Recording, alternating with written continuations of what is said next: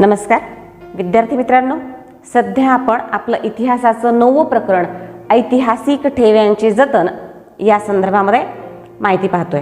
मागच्या तासिकेला आपण अभ्यासलं की जगभरातल्या नैसर्गिक आणि सांस्कृतिक स्वरूपातल्या ऐतिहासिक वारसांचं जतन कशा पद्धतीनं केलं जातं. ते जतन करण्यासाठी त्याचं संकलन करणं, त्याचं संपादन करणं, त्याची साफसफाई करणं, त्याच्या प्रतिकृती तयार करणं किंवा ते प्रदर्शित करणं, या ज्या काही गोष्टी क्रिया कराव्या लागतात त्याच्यासाठी या क्रिया कशाच्या अनुषंगाने कराव्या लागतात? ऐतिहासिक ठेव्यांचं जतन आणि संवर्धन करण्याच्या अनुषंगाने. ते त्या प्रक्रियेचाच एक भाग असतात आणि यासाठी उपयुक्त असं प्रशिक्षण कशा पद्धतीने घेतलं जातं किंवा दिलं जातं किंवा घ्यावं लागतं या संदर्भात आपण अभ्यास केला. आणि हेही पाहिलं की हा जो जगभरातला ऐतिहासिक ठेवा आहे, हा जो पूर्वजांकडून आपल्याला प्राप्त झालेला वारसा आहे, तो सुरक्षित ठेवण्याचं, जतन आणि त्याचं संवर्धन करण्याचं काम हे अभिलेखागार करतात. मग जगभरातली ग्रंथालये करतात किंवा वस्तुसंग्रहालये करतात आणि कोश वाङ्मय सुद्धा या कामामध्ये मदत करीत असतं. मग आपण आजच्या तासिकेला पाहणार आहोत या ऐतिहासिक ठेव्यांचं जतन आणि संवर्धन करण्याच्या कामी काही नावाजलेली संग्रहालय कशी उपयुक्त ठरताना दिसतात. पहा, आपण म्हणतो की वस्तू संग्रहालयामध्ये प्राचीन, मध्ययुगीन आणि आधुनिक काळातील मानवाने स्वतः निर्माण केलेल्या अशा वस्तूंचं किंवा निसर्गनिर्मित अशा वस्तूंचं जतन केलं जातं. मग या काही नावाजलेल्या वस्तू संग्रहालयाची सुरुवात कधी झाली त्या संदर्भात आपण माहिती पाहूया. पहा, आपल्या पुस्तकामध्ये काही नावाजलेल्या वस्तू संग्रहालयाची नावं दिलेली आहेत. लुव्र फ्रान्समधलं, पॅरिसच्या जवळ असणारं वस्तू संग्रहालय, ब्रिटिश संग्रहालय इंग्लंडमधलं, लंडन या शहरामधलं, national museum of natural history USA United States of America या ठिकाणचं, छत्रपती शिवाजी महाराज वस्तू संग्रहालय भारतातलं, महाराष्ट्रातलं, मुंबई या ठिकाणचं, काही अशा नावाजलेल्या आंतरराष्ट्रीय वस्तू संग्रहालयाच्या संदर्भात आपण आपल्या पुस्तकात दिलेल्या माहितीच्या अनुषंगाने अभ्यास करणार आहोत. बघा, वस्तू संग्रहालयाची सुरुवात कशी झाली, कुणी केली, कशा पद्धतीने झाली?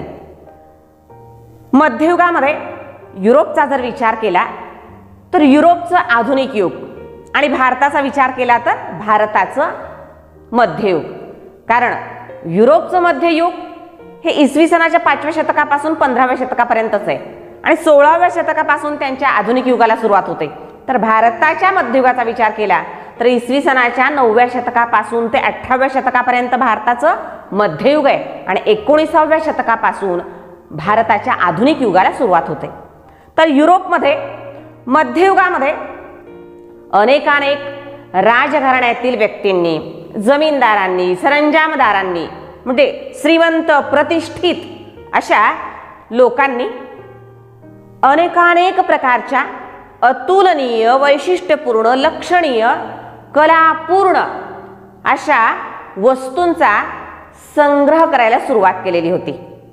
मग एखादा राजा असेल एखाद्या देशाचा, हा दुसऱ्या देशामध्ये काही कारणास्तव गेलेला असेल किंवा त्यानं दुसऱ्या देशावरती स्वारी केलेली असेल किंवा त्याच्याकडं एखादा कार्यक्रम असेल, बारसं असेल, लग्न असेल किंवा आणखी दुसरा कुठलाही कार्यक्रम असेल, वाढदिवस असेल, अशा प्रसंगी एकतर त्याला भेट नजराणे म्हणून प्राप्त झालेल्या कलापूर्ण अशा सुंदर अशा वस्तू किंवा त्यानं दुसऱ्या देशावर आक्रमण केल्यानंतर त्या स्वारीच्या दरम्यान ज्या वस्तू त्याला आवडल्या, भावल्या, ज्या वस्तू आपल्या देशात आपण आणाव्यात, आपल्याकडे त्या असाव्यात, आपली मालकी त्या वस्तूंवरती असावी, असा भाव या राजांच्या, या प्रतिष्ठित लोकांच्या मनामध्ये निर्माण झाला असेल, तर त्यांनी त्या वस्तू आपल्या देशात आणल्या, आपल्या राजवाड्यामध्ये त्यांनी त्या गोळा करायला, संग्रहित करायला सुरुवात केली. मग एकाच घराण्यातले अनेक राजे, त्यांनी राज्यकारभार पाहिलेला असतो, त्यांच्या कारकिर्दीमध्ये अशा वस्तू त्यांच्याकडं गोळा व्हायला लागल्या, त्यांचं संकलन व्हायला लागलं.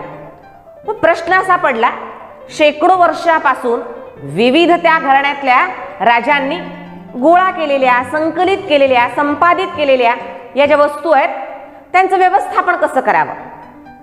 मग काही राजे लोकांनी आपल्याच राजवाड्यात एखादा भाग, एखादं दालन असं निर्माण केलं, ज्या ठिकाणी सुंदर पद्धतीने या वस्तू सजवून ठेवायला सुरुवात केली.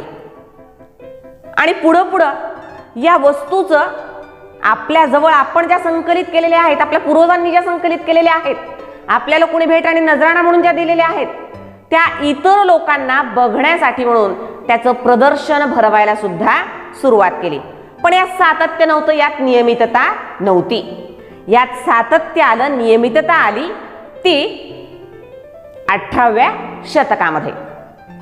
काय झालं 18व्या शतकात? पहा, 18व्या शतकात फ्रान्स या देशातल्या पॅरिस या शहरात, त्याच्या जवळच असणारं, पॅरिस या शहराच्या हद्दीतच असणारं लुव्र नावाचं एक वस्तू संग्रहालय, खूप मोठ्या राजवाड्याप्रमाणे भव्य अशी अनेक एकर परिसरामध्ये, क्षेत्रामध्ये पसरलेली ही वास्तू, त्या वास्तूमध्ये फ्रान्समधल्या राजघराण्यातल्या लोकांनी ज्या ज्या कलापूर्ण, वैशिष्ट्यपूर्ण, अतुलनीय अशा वस्तू गोळा केलेल्या होत्या, हजारांच्या संख्येने, त्या वस्तूंचं प्रथमतः 18व्या शतकात प्रदर्शन भरवण्यात आलं. आपण माहिती पाहतोय पॅरिस शहरातल्या, फ्रान्स या देशातल्या लुव्र या वस्तू संग्रहालयाविषयी. आणि पहिल्यांदा 18व्या शतकात या कलापूर्ण वस्तूंचं प्रदर्शन भरवण्यात आलं. आणि त्यानंतर ही जी राजवाडा टाईप इमारत होती ती राष्ट्राला वस्तू संग्रहालय म्हणून अर्पण करण्यात आली. आणि 18व्या शतकापासून आजपर्यंत आपण पाहतो हे आंतरराष्ट्रीय ख्यातीचं, कीर्तीचं, प्रथम दर्जाचं वस्तू संग्रहालय म्हणून नावाजलेलं, आपल्याला जगप्रसिद्ध झालेलं आपल्याला दिसून येतं. या वस्तू संग्रहालयामध्ये अगदी अश्मयुगीन काळापासूनच्या वस्तूंचा संग्रह केलेला आहे. पहा, सुरुवात झाली त्या राजांच्या काळातल्या, त्यांच्याकडं असलेल्या, त्यांनी संकलित, संपादित केलेल्या, त्यांना दिल्या गेलेल्या भेट नजराणा म्हणून वस्तूंचं संकलन करण्यापासून सुरुवात झाली. आणि हळूहळू अश्मयुगीन काळातल्या सुद्धा शेकडो, हजारो वस्तू या ठिकाणी उपलब्ध आहेत, ज्या प्रेक्षकांसाठी प्रदर्शन म्हणून मांडल्या गेलेल्या आपल्याला दिसून येतात. आज या ठिकाणच्या वस्तूंच्या जर संख्येचा आपण विचार केला या वस्तू संग्रहालयातल्या, तर तो आकडा जातो 3,80,000वरती. इतक्या मोठ्या प्रमाणामध्ये वस्तू या लुव्र या वस्तू संग्रहालयामध्ये संग्रहित केलेल्या आपल्याला दिसून येतात. किती हा आकडा? 3,80,000 वस्तू या ठिकाणी संग्रहित करून ठेवलेल्या आहेत. कधी सुरुवात झाली या वस्तू संग्रहालयात? 18व्या शतकात या वस्तू संग्रहालयाला सुरुवात झाली. कुणी केली? फ्रान्समधील राजघराण्यातील लोकांनी. कारण पहिल्यांदा त्यांनीच त्यांचं प्रदर्शन भरवलं ना या ठिकाणी, आणि तेव्हापासून मग या ठिकाणी वस्तू इतरांना पाहण्यासाठी सुद्धा प्रदर्शित केल्या जाऊ लागल्या. ते इतरांना पाहण्यासाठी सुद्धा खुलं केलं गेलं. या वस्तू संग्रहालयामध्ये वस्तूंची भर राजलोकांनी घातलीच, काही इतिहासाच्या अभ्यासकांनी सुद्धा घातली, सामान्य लोकांनी सुद्धा घातली. सामान्य लोकांकडे सुद्धा ज्या काही वस्तू असा इतिहासाचा अनमोल असा ठेवा म्हणून त्यांच्याकडे होत्या, त्या वस्तू त्यांनी या वस्तू संग्रहालयाला एकतर दान केल्या नाहीतर विकल्या आणि अशा पद्धतीने ही वस्तूंची संख्या एवढी मोठी झालेली आपल्याला दिसून येते. नेपोलियन बोनापार्ट, ज्याला फ्रेंच राज्यक्रांतीचं अपत्य असं संबोधलं जातं, 1789 मध्ये फ्रेंच राज्यक्रांती झाली. तिथल्या बुर्बॉन घराण्यातल्या 16व्या लुईच्या विरोधामध्ये, अनियंत्रित राजसत्तेच्या विरोधामध्ये त्या ठिकाणी प्रजासत्ताक लोकांनी स्थापन केलं. प्रजेची सत्ता, लोकांची सत्ता त्या ठिकाणी अस्तित्वात आली.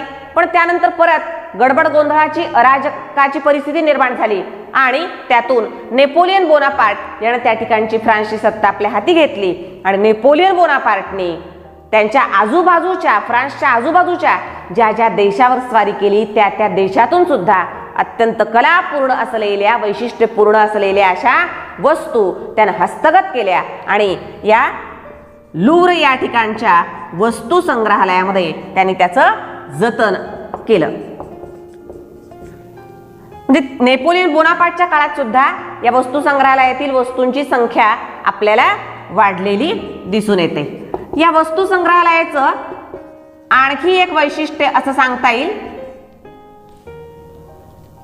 की लिओनार्डो द विन्सी या जगप्रसिद्ध चित्रकाराने 16व्या शतकात होऊन गेलेला हा जगप्रसिद्ध इटालियन चित्रकार हा फ्रान्सचा राजा फ्रान्सिस पहिला याच्या दरबारामध्ये होता.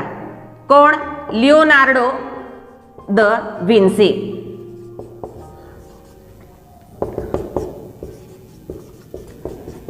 हा फ्रान्सिस पहिला या राजाच्या दरबारामध्ये होता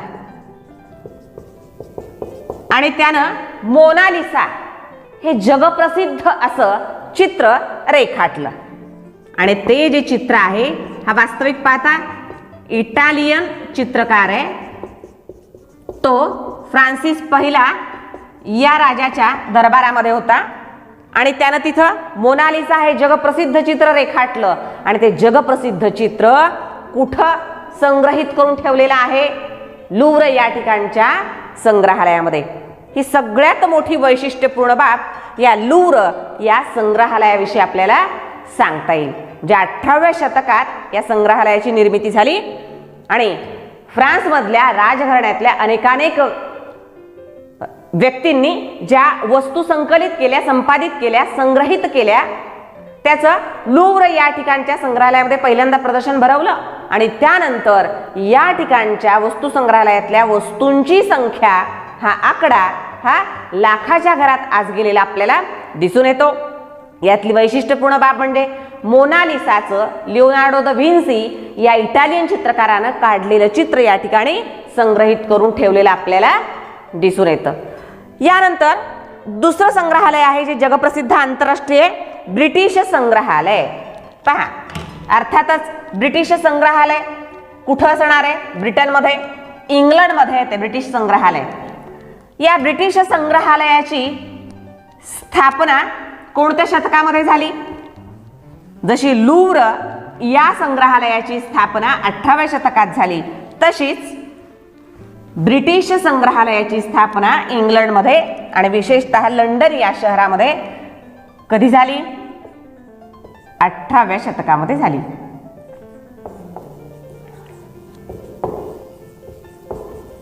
लूव्र हे वस्तू संग्रहालय फ्रान्स या देशात, तर ब्रिटिश वस्तू संग्रहालय इंग्लंड या देशात. स्थापना कधी झाली? 18व्या शतकामध्ये स्थापना झाली. सुरुवात कशी झाली? पहा, हॅन्स स्लोअन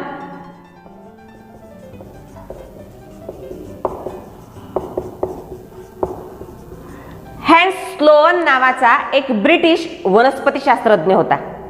त्याला वस्तू संग्रहित करण्याचा मोठा नाद होता, छंद होता, आवड होती आणि त्यानं एक नाही दोन नाही सुमारे 71,000 वस्तू संग्रहित केलेल्या होत्या.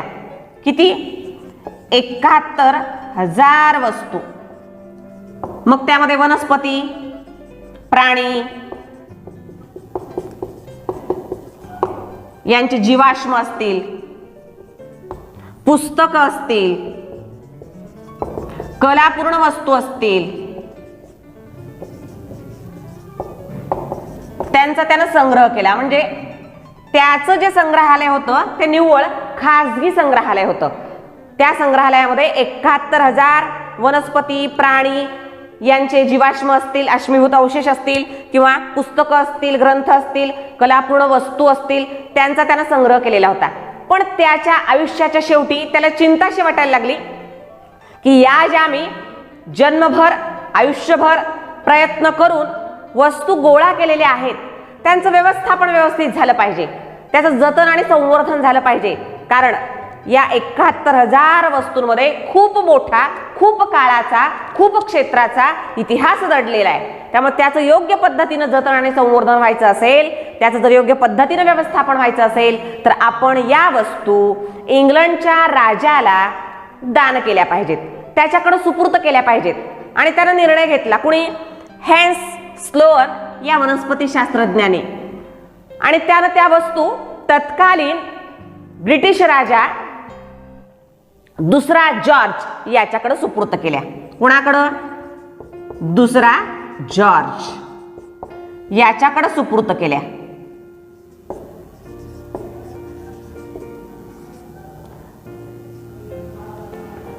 दुसरा जॉर्ज प्रिन्स ऑफ वेल्स हा पण, त्याला पण वस्तू संग्रह करण्याचा नाद होता, आवड होती. आणि याच्या 71,000 वस्तू या प्राप्त झाल्यानंतर या दुसऱ्या जॉर्ज या राजाने ब्रिटिश वस्तू संग्रहालयाची इंग्लंडमध्ये लंडन या शहरामध्ये स्थापना केली. आणि हळूहळू, कारण ब्रिटिशांची जगातल्या खूप मोठ्या क्षेत्रावर सत्ता होती, वसाहती होत्या, त्यांचं साम्राज्य सगळ्या जवळपास खंडामध्ये पसरलेलं होतं.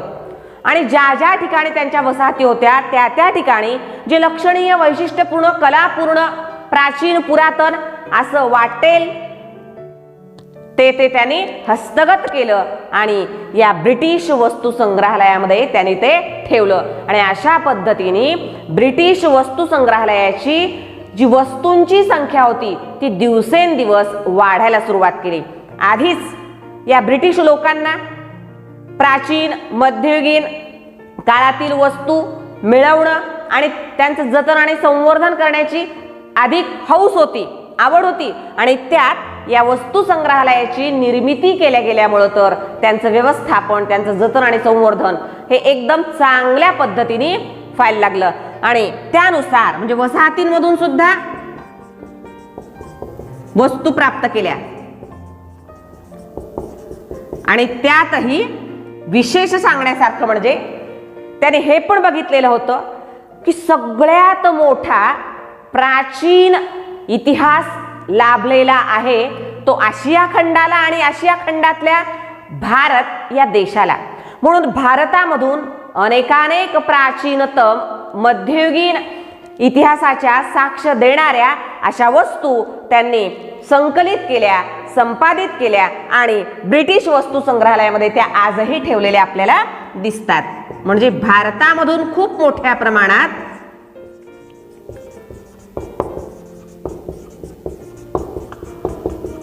वस्तू या संग्रहालयामध्ये त्यांनी जतन करून ठेवलेल्या आपल्याला दिसतात.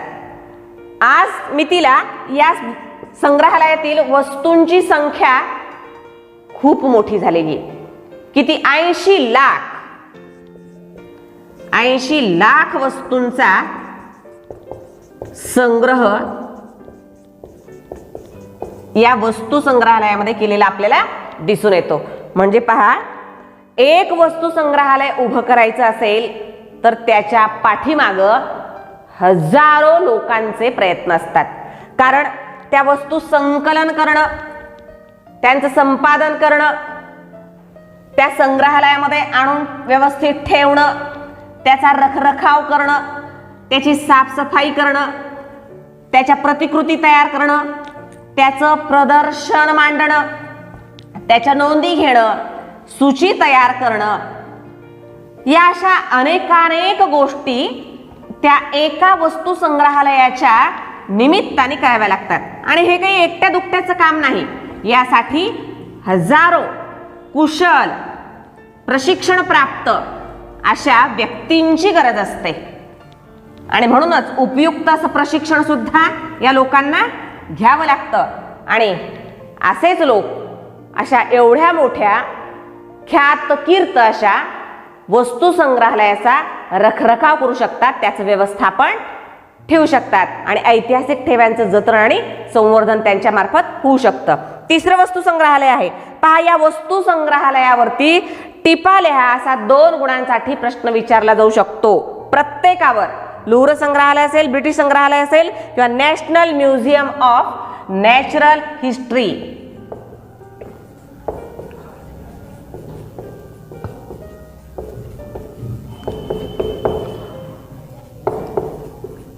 हे कुठं आहे? National museum of natural history हे आहे USA म्हणजे America, United States of America या ठिकाणी आहे. याची स्थापना झाली 1846 मध्ये म्हणजे 19व्या शतकात. स्थापना कुणी केली? स्मिथसोनियन इन्स्टिट्यूट या इन्स्टिट्यूटच्या, या व्यवस्थापनाच्या, या संस्थेच्या अंतर्गत स्मिथसोनियन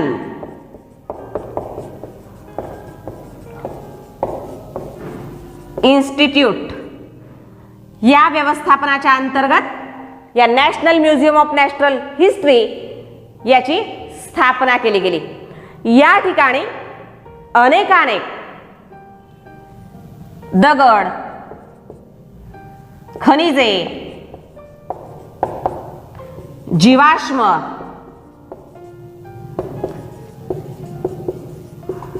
कलापूर्ण वस्तू ज्या कशा आहेत? नैसर्गिक आहेत, त्यांचं जतन केलेलं आपल्याला दिसून येतं. आणि नैसर्गिक इतिहास अभ्यासण्याच्या दृष्टिकोनातून याची स्थापना केलेली आहे. निसर्गाचा इतिहास, नैसर्गिक इतिहास, नॅचरल हिस्ट्री नावच आहे. निसर्गाचा इतिहास अभ्यासण्याच्या दृष्टिकोनातून त्याची स्थापना केली गेलेली आपल्याला दिसून येते. आणि आज मी तिला या national museum of natural history या वस्तू संग्रहालयाच्या वस्तूंची जर संख्या पाहिली, हा आकडा पाहिला तर विश्वास बसणार नाही, एवढा मोठा आकडा आहे. 12 कोटीहून अधिक वस्तूंचा या ठिकाणी संग्रह केलेला आपल्याला दिसून येतो.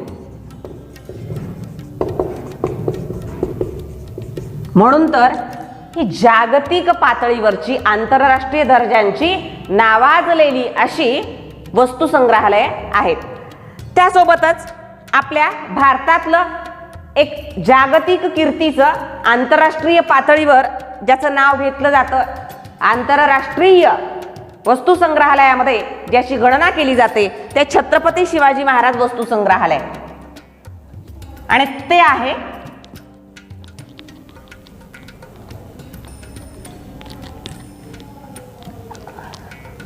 मुंबई या ठिकाणी, महाराष्ट्रातल्या मुंबई या शहरामध्ये त्याची स्थापना केली गेली. त्याच्या स्थापनेचा इतिहास आहे मुलांनो. पहा, स्थापना कधी झाली आणि का केली, कुणी केली? नाव आहे छत्रपती शिवाजी महाराज वस्तू संग्रहालय. कुठं आहे? मुंबई या ठिकाणी आहे. याची स्थापना झालेली आहे 20व्या शतकात.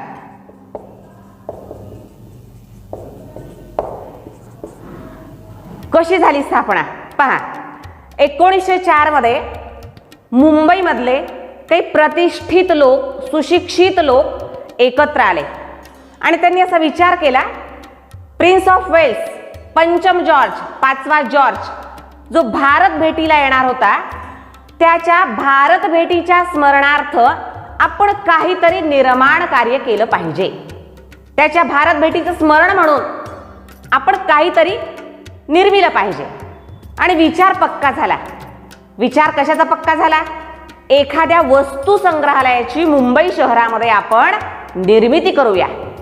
आणि त्यानुसार 1905च्या नोव्हेंबर महिन्यामध्ये पायाभरणीला सुरुवात झाली. म्हणजे या वस्तू संग्रहालयाचं बांधकाम करायला, पायाचं खोदकाम करायला सुरुवात त्याने 1905च्या नोव्हेंबर महिन्यामध्ये केली. आणि त्यानंतर काही वर्षामध्ये हे वस्तू संग्रहालय बांधून पूर्ण झालं. आणि जे वस्तू संग्रहालय बांधून पूर्ण झालं, प्रिन्स ऑफ वेल्स पंचम जॉर्जच्या भारत भेटीच्या स्मरणार्थ ती इमारत बांधली गेली होती. ते वस्तू संग्रहालय निर्माण केलं गेलं होतं. म्हणून अर्थातच नाव सुद्धा या वस्तू संग्रहालयाला त्याच राजाचं दिलं गेलं जो इंग्लंडचा राजा होता, म्हणजे prince of Wales museum of western India. आणि अशा पद्धतीने या वस्तू संग्रहालयाची निर्मिती झाली. पुढे या स्वतंत्र भारतामध्ये वस्तू संग्रहालयाचं या नाव बदलण्यात आलं.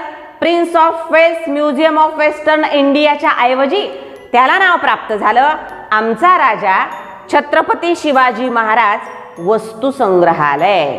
1998 मध्ये हे नाव बदल करण्यात आलं. या संग्रहालयाविषयी सांगण्यासारखी एक गोष्ट म्हणजे इंडो गोथिक स्थापत्य शैलीचा, बांधकाम शैलीचा, इमारत शैलीचा एक उत्कृष्ट नमुना म्हणून या इमारतीकडं पाहिलं जातं. मुंबई शहरातली सांस्कृतिक दर्जाची पहिली इमारत म्हणून इतकं सुंदर असं अनेकानेक स्थापत्य शैलीचं मिश्रण असलेली अशी ही इमारत आहे. म्हणजे युरोपीय इंडो गोथिक, इंडियन म्हणजे भारतीय स्थापत्य शैली, हिंदू स्थापत्य शैली, मुघल स्थापत्य शैली, पर्शियन स्थापत्य शैली आणि युरोपीय ग्रीक स्थापत्य शैली, ब्रिटिश स्थापत्य शैली या सगळ्यांचं मिश्रण असलेली अत्यंत सुरेख सुंदर अशी ही भव्य खूप मोठ्या परिसरामध्ये पसरलेली अशी ही छत्रपती शिवाजी महाराज वस्तू संग्रहालयाची इमारत आहे. या ठिकाणी नैसर्गिक वस्तू, कलापूर्ण वस्तू आणि ऐतिहासिक अशा वस्तू, प्राचीन मध्ययुगीन विशेषतः मध्ययुगीन काळातल्या या ठिकाणी वेगवेगळ्या दालनामध्ये सजवून ठेवलेल्या, प्रदर्शित करून ठेवलेल्या आपल्याला दिसून येतात. आणि या वस्तू संग्रहालयाची वस्तूंची संख्या तिचा जर विचार केला तर ती 50,000 आहे. आणि दुसरी महत्त्वपूर्ण गोष्ट म्हणजे या ठिकाणी असा एक विभाग निर्माण केलाय, असं एक दालन या छत्रपती शिवाजी महाराज वस्तू संग्रहालयामध्ये निर्माण केलं गेलेलं आहे की विद्यार्थ्यांना सुद्धा, अभ्यासकांना सुद्धा या वस्तू संग्रहालयामध्ये उपयुक्त असं प्रशिक्षण घेता यावं. म्हणजे त्या ऐतिहासिक वस्तूंचं जतन आणि संवर्धन कसं करावं, त्या दृष्टिकोनातून त्यांचं संकलन संपादन कसं करावं, त्यांची साफसफाई कशी करावी, त्याच्या प्रतिकृती कशा तयार कराव्या, त्या प्रदर्शित कशा कराव्या, त्याचं संशोधनपर लेखन कसं करावं, या संदर्भातलं उपयुक्त प्रशिक्षण देण्यासाठी सुद्धा एक स्वतंत्र विभाग दालन या वस्तू संग्रहालयामध्ये निर्माण केलेलं आपल्याला दिसून येतं. आणि दरवर्षी लक्षावधी लोक आणि अभ्यासक, विद्यार्थी या वस्तू संग्रहालयाला भेट देण्यासाठी येताना आपल्याला दिसतात. म्हणजे 20व्या शतकात याची निर्मिती केली गेली. 1904 मध्ये मुंबईतील काही प्रतिष्ठित व्यक्तींनी एकत्र येऊन विचार केला.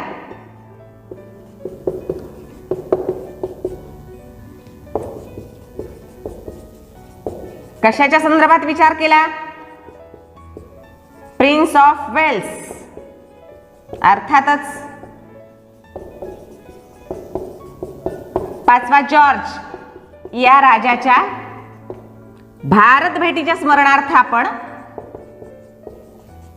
काहीतरी निर्माण करावं. आणि त्यातून 1905 मध्ये बांधकामाला सुरुवात झाली आणि नाव ठेवण्यात आलं prince of Wales museum of western म्हणजे पश्चिमेकडे भारत. कारण पूर्वेकडे आधीच म्युझियमची स्थापना करण्यात आली होती आणि दक्षिणेकडे पण स्थापना करण्यात आलेली होती. पूर्वेकडे कोलकाता या ठिकाणी इंडियन म्युझियम आणि दक्षिणेत तमिळनाडूतलं मद्रास सारखा ठिकाण, त्या ठिकाणी गव्हर्नमेंट म्युझियमची स्थापना करण्यात आलेली होती. त्यामुळे आता पश्चिमेकडचं मोठं एक म्युझियम अर्थातच वस्तू संग्रहालय, म्हणून prince of Wales museum of western India असं त्याचं नाव ठेवलं. आणि 1998 मध्ये ते नाव परत बदललं. त्याला नाव प्राप्त झालं छत्रपती शिवाजी महाराज वस्तू संग्रहालय. आता ही पाहिली आपण आंतरराष्ट्रीय दर्जाची, आंतरराष्ट्रीय ख्यातीची ही वस्तू संग्रहालय.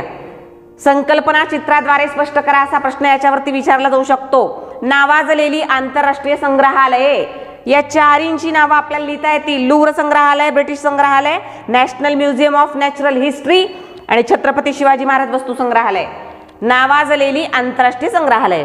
आता आपण बघू भारतातील प्रसिद्ध संग्रहालये कोणकोणती आहेत. भारतातली प्रसिद्ध संग्रहालये बघा, आपल्या पुस्तकामध्ये चौकट दिलेली आहे. संकल्पना चित्राद्वारे स्पष्ट करा या अंतर्गत विचारला जाणारा हा प्रश्न आहे. तर भारतातल्या नावाजलेल्या वस्तू संग्रहालयामध्ये पहिल्यांदा आपल्याला नाव घ्यावं लागतं, ज्याची पहिल्यांदा भारतामध्ये ब्रिटिशांच्या काळामध्ये स्थापना झाली, ते म्हणजे इंडियन म्युझियम, कोलकाता या ठिकाणी असलेलं.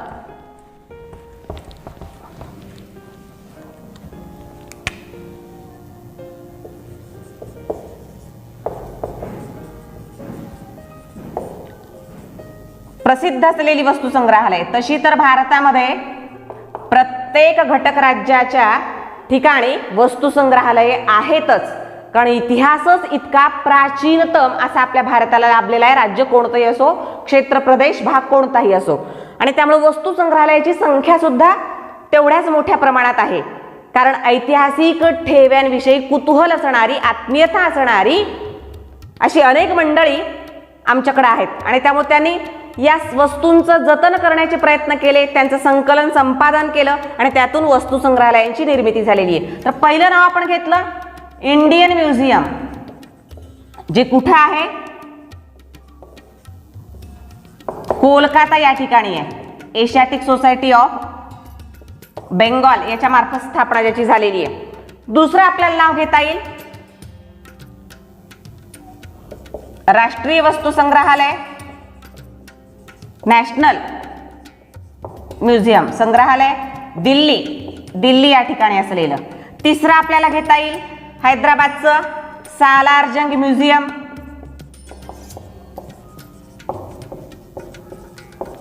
जे हैदराबाद या ठिकाणी आहे. चौथं आपल्याला घेता येईल मुंबई या ठिकाणी असलेलं छत्रपती शिवाजी महाराज संग्रहालय.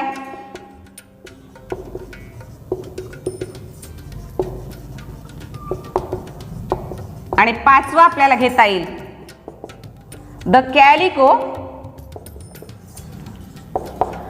म्युझियम ऑफ टेक्सटाईल, अहमदाबाद या ठिकाणी असलेलं. अशी संग्रहालय आपल्याला लिहावी लागतील. 2 गुणांसाठी संकल्पना चित्राद्वारे स्पष्ट करा या अंतर्गत येणारा हा प्रश्न आहे. त्यापुढे बघू आपण अशी काही संग्रहालय आमच्या भारतामध्ये आहेत ज्या संग्रहालयांना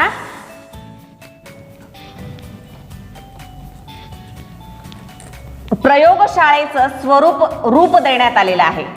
ते कशासाठी बघा,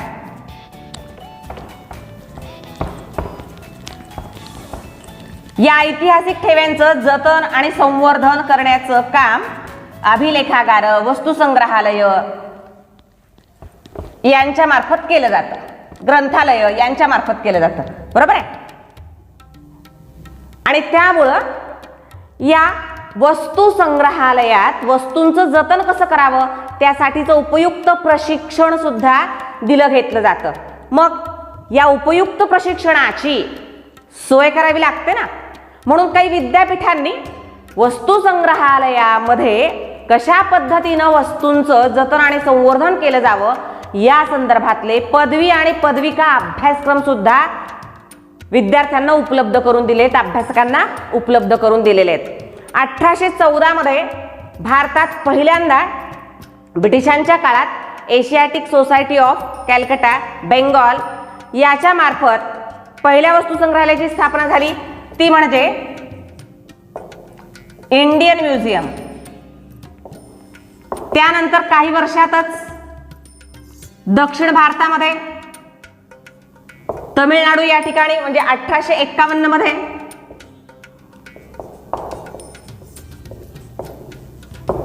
गव्हर्नमेंट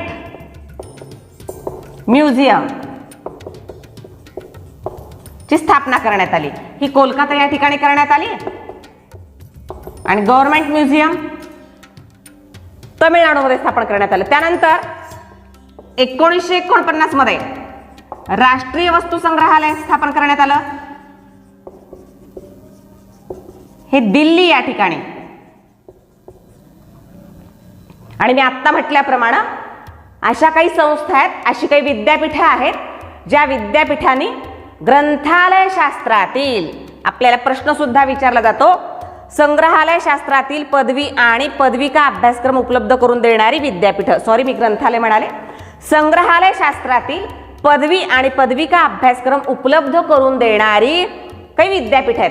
आपल्या पुस्तकात 6 विद्यापीठांची नावं दिलेली आहेत, ज्या विद्यापीठांमध्ये वस्तू संग्रहालय शास्त्रातील पदवी आणि पदविका प्राप्त करण्यासाठीचा अभ्यासक्रम दिलेला आहे. कारण जर वस्तू संग्रहालयामध्ये काम करायचं असेल तर त्यासाठीच उपयुक्त प्रशिक्षण लागतं. उदाहरणार्थ साफसफाई करायची आहे, त्या ठिकाणच्या उपकरणांची, त्या ठिकाणच्या साधनांची, तर कशा पद्धतीने केली जावी, त्या संदर्भातलं उपयुक्त प्रशिक्षण घ्यायला नको, घ्यायला पाहिजे ना. मग त्याची सोय तर करून दिली पाहिजे ना. तशी सोय शासनाने काही संस्थांनी उपलब्ध करून दिलेली आहे. अशी 6 ठिकाणं आहेत आपल्या भारतामध्ये जिथं हा अभ्यासक्रम उपलब्ध करून दिला जातो. वस्तू संग्रहालय शास्त्राचा पदवी प्राप्त होते, पदव्युत्तर अभ्यासक्रम सुद्धा प्राप्त करून दिलेला त्या ठिकाणी दिसतो. त्यातलं पहिलं आहे राष्ट्रीय विद्यापीठ, म्हणजे राष्ट्रीय संग्रहालय दिल्ली या ठिकाणचं. त्यानंतर आहे कोलकाता विद्यापीठ, जे कोलकाता या ठिकाणी आहे. त्यानंतर आहे सयाजीराव, श्रीमंत सयाजीराव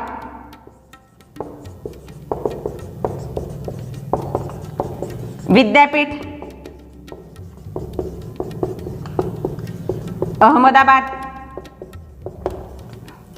त्यानंतर आहे जिवाजी विद्यापीठ ग्वाल्हेर,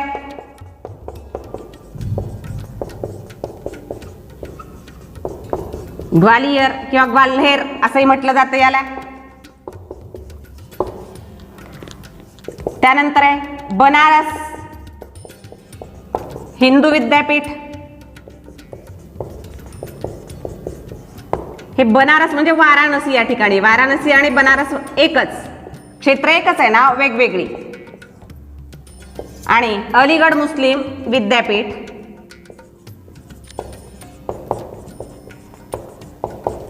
जे अलीगड या ठिकाणी उत्तर प्रदेशात. या विद्यापीठांच्या मार्फत वस्तू संग्रहालय शास्त्रातील पदवी आणि पदविका अभ्यासक्रमाची सोय अभ्यासकांसाठी, विद्यार्थ्यांसाठी उपलब्ध करून दिली जाते, जेणेकरून जी वस्तू संग्रहालय आहेत त्या वस्तू संग्रहालयातील वस्तूंच्या जतनाची, संवर्धनाची सोय त्यांच्या मार्फत व्हावी. नव्याने निर्माण होणाऱ्या वस्तू संग्रहालयाचं सुद्धा व्यवस्थापन करण्यासाठी लागणारं कुशल जे मनुष्यबळ आहे, व्यवस्थापनात मदत करणारं असं ते प्राप्त व्हावं, या दृष्टिकोनातून ही सोय आमच्या भारतामध्ये केलेली आम्हाला दिसून येते. तर आजच्या तासिकेला आपण काही नावाजलेली जगभरातली वस्तू संग्रहालय आणि भारतातली संग्रहालय आणि उपयुक्त प्रशिक्षणाची सोय देणारे विद्यापीठ या संदर्भामध्ये माहिती पाहिली. ठीक आहे, आजच्या तासिकेला आपण इथंच थांबूया. Have a nice day.